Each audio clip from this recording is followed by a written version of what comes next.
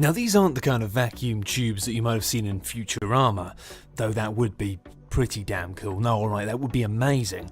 But this system's still quite useful. It will transport passengers in trains located within the tubes. Actually sounds a bit safer. The idea is that without any air resistance and by using a magnetic levitation line, trains can travel at incredible speeds, around 4,000 to 5,000 miles per hour. That is fast. That could get you from New York to Beijing in under 2 hours. Zoom.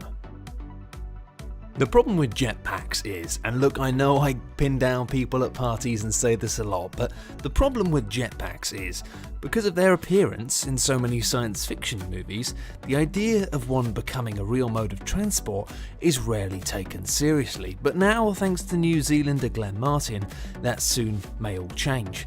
It's called the world's first practical jetpack. The device is powered by ducted fans and can fly for 30 minutes at a time. It has a maximum speed of 46 miles per hour and can reach altitudes of 3,000 feet. Although it's still in development, the unit is aiming for a retail price of $150,000. So start saving now. While the name road train may be a bit misleading, the concept here is still an interesting one, and something which could ease the terrible congestion problems that many highways and roads still suffer from. Road trains are an intelligent transport system where one lead vehicle is wirelessly connected to other cars that follow its exact path autonomously.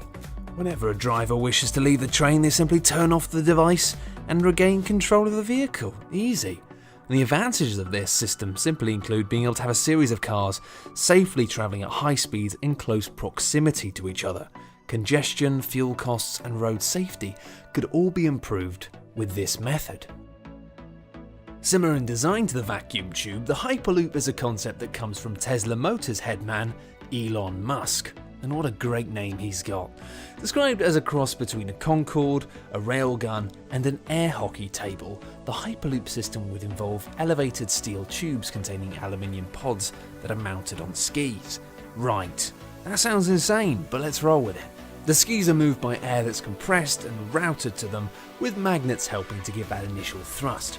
The Hyperloop could transport cars as well as people. All we need now is for Musk to contribute towards the projected $100 billion costs, and we could soon be travelling from San Francisco to LA in 35 minutes. That's not as good as being in a tube, but it's still good. For a lot of people, cycling is a great method of transportation, and it also keeps you fit. It produces no harmful emissions other than sweat, which isn't really harmful to anyone other than you, unless you're a really smelly person. And apart from the initial cost of the bike, it's completely free to use. Fantastic. Unfortunately, having cyclists and vehicles on the same roads has not always yielded the best results, and some people find using bikes just a bit too hard. A solution to this problem could be the building of elevated 3-lane tubes that are only used for cyclists. The tubes would be separated by direction, allowing for air circulation that would create a tailwind, improving a biker's efficiency by as much as 90%. Basically, you'd like be on a constant kind of warp pad from Mario Kart or something, but in a tube, in the air, on a bicycle. Why doesn't this exist?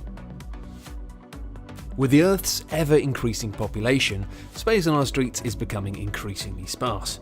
One way to get around this is with Cololineo. Basically, it's a ski lift that travels over our roads and involves passengers sitting in battery-powered seats attached to high steel wires and being transported to their destinations. The seats would go lower into the ground in pedestrian zones and rise higher in areas of heavy traffic. Utilising the vertical space available to us may be the future of transportation, though it may be a problem for those with a fear of heights. Another potential future transportation method that takes passengers above street level here, the straddling bus. No, not like that. Come on now, it's not a saucy bus. Although I would like to go on a straddling bus, I don't know about you. The straddling bus would move on stilts above the traffic using small tracks positioned between vehicle lanes, while passengers would board and alight via elevated bus stops. This would mean less traffic on the roads, no more surface buses, and lanes only for their use, and there'd be no need to build an independent track system for the straddling bus. Come on everybody, let's get aboard the straddling bus. No, it's not a sexy thing. Maybe it is a bit. Come on, all aboard. Long-haul plane journeys really can take a great deal of time. As comfortable as some modern flights claim to be, when you're squashed in a chair for 10 or more hours, you will start wishing for the invention of the teleporter. This is where Skylon comes in, a super fast plane that can travel 5 times the speed of sound, meaning it can take 300 passengers from London to Sydney in just 4 hours.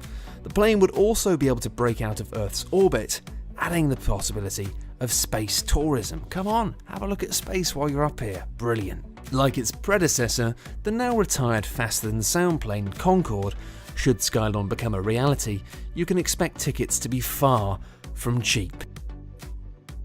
While Skytrams have been taking people up mountains for over 100 years, the Skytran is a big variation on the concept. Set to run on metal tracks 20 feet above a city's street level, cars will hang below the tracks and move along almost without friction thanks to a magnetic levitation technology.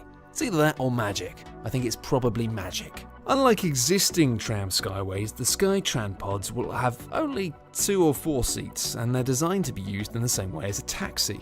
There will be hundreds of automated pods on the tracks, and travellers can use their smartphones to order one for a specific time. Raise station platforms will be placed at regular intervals, and the whole system could eventually run on solar power, meaning no pollution. The self-driving car is, weirdly, one futuristic mode of transport which is virtually upon us already. Google are still testing their version in some US states, Tesla are rolling out a self-driving feature on some of their cars this summer, and a whole host of other technological and vehicle manufacturing companies are getting in on the act fast. The technology that enables these cars to drive themselves involves radars, AI, yes, AI, robots, oh, they're going to take over the world, multiple cameras, and even lasers that generate a detailed 3D model of the car's environment. Guys, simple tip here, don't give the cars AI and lasers. Hasn't anybody seen Terminator 2? Anyway, there's still some way to go before these cars become as mainstream and advanced as science fiction imagines them, but, they still have a lot of trouble. They can't deal with heavy snow and rain, they can't always predict pedestrians' actions, as can I. I can't predict my actions as a pedestrian. They can't spot potholes, and they often fail to recognise temporary traffic lights.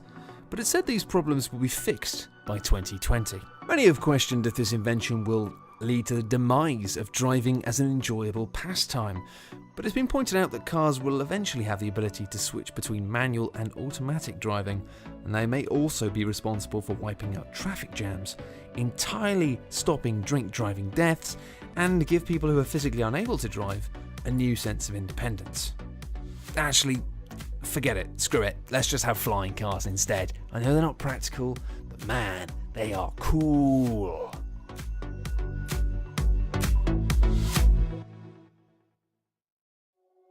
Thanks everyone for watching, hope you enjoyed the video. For more top 10 lists, be sure to subscribe by clicking on the button that you can see now.